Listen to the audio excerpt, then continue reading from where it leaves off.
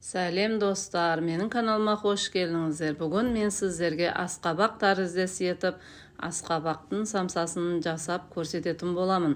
Менде мына жерде керекті салмаларына салатын заттарын барлығын дайындап алдым. Осылардың барлығын грамын описанияға қалдырып кететін боламын.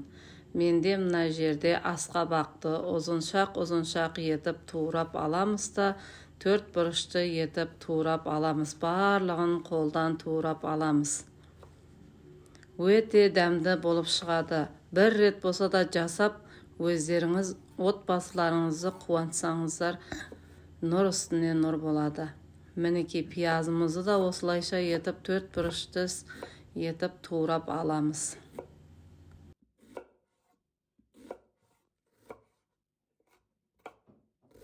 Міндетті түрде жасап көріңіздер. Келген қонақтарыңыздың алдына қойғанға да өте керемет көрінеді, әрі дәмі өте керемет. Міндетті түрде жасаңыздар. Міне барлығын осылайша етіп 4 бұрышты етіп турап аламыз.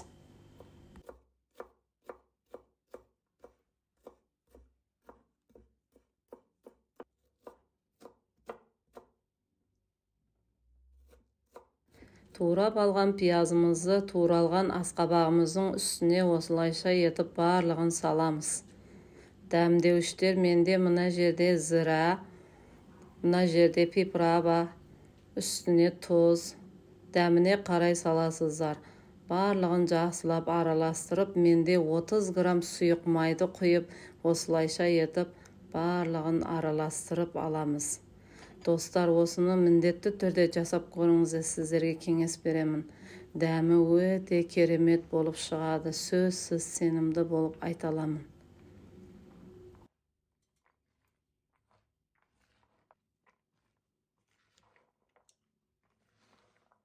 Майымызды құйып болғаннан соң бойына сіңгенше жақсылап араластырып аламыз да бір шетке қойып қоямыз. Менде мына жерде дайын қамыр бар. Осыны қолдан жайып, майын жағып, кесіп морозильникке салып қойған едім. Осыны енді осы самсамызға қолданамыз. Осылайша етіп барлығын кәдімгі самсаға жайған сияқты етіп қамырын жайып аламыз.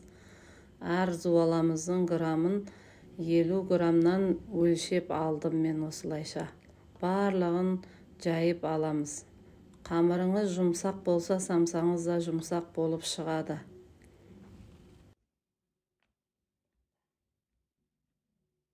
Егер сіздерге самсаның қамыры қызық болса, описанияға қалдырып кетсеңіздер болады. Самсаның да қамыры қалай дайын болатынын мен сіздерге көрсетіп беретін боламын. Осылайша етіп барлығын жайып аламыз.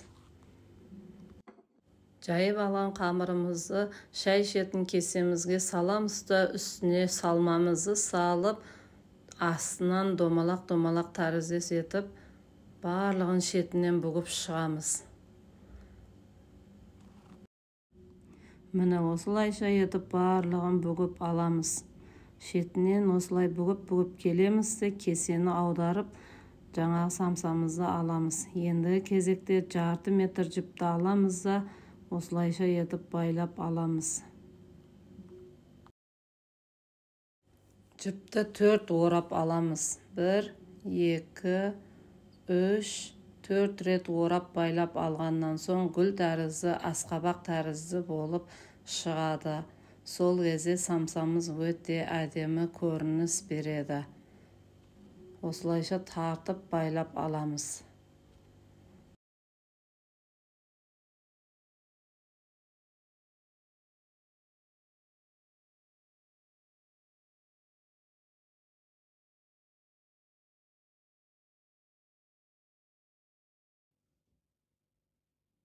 Міне достар, осылайша етіп барлығын бүгіп аламыз да, артық жібін кесіп тастаймыз. Пышақтың көмегімен кесіп тастаймыз осылайша. Міне менде осылай самса болып шықты. Енді осының барлығын тапамызға теріп, бетіне жұмыртқаның сарысын жағып шығамыз.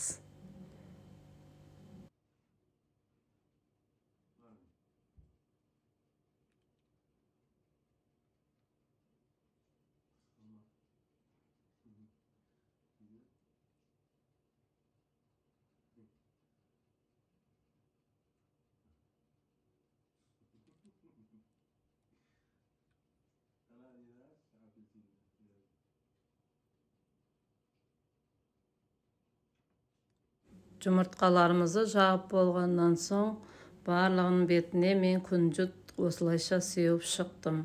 Барлық шетіне сеуіп шықсаңыздар болады. Осылайша етіп сеуіп шығамыз барлығының бетіне. Өте керемет көрініс береді. Осы кезде пешімізді қыздырып қойған едік. Сол қызып тұрған пешкамызға саламыз. Осылайша піскенше салып қойып қоямыз.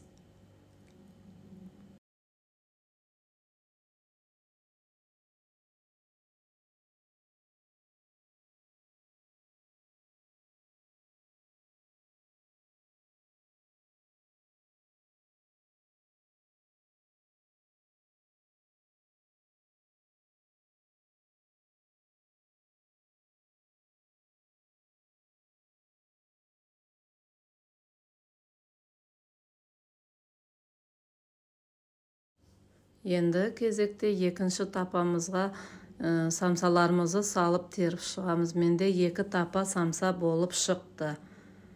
Осылайша барлығын тереміз де бетіне жұмыртқамызды жағып, бұлардың бетіне мен мак сеуіп шықтым. Барлығына бір тегіс етіп жағып шығамыз. Магымызды ортасына осылайша үйіп сеуіп шығамыз. Осылай сеуіп болғаннан соң енді кезекте пешкамыз, қызып тұрған пешкамызға саламыз. Менің градусым 200 градуста пісіріп шығады самсаны. Міне самсаларымыз дайын болды. Жібін осылайша етіп кесіп аламыз.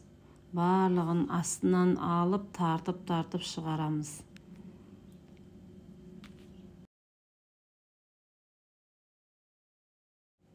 Міне достар, менің самсам осылай болып пісіп шықты. Міндетті түрде жасап көрулеріңізге тағы да кеңес беремін. Өте дәмі керемет болып шығады.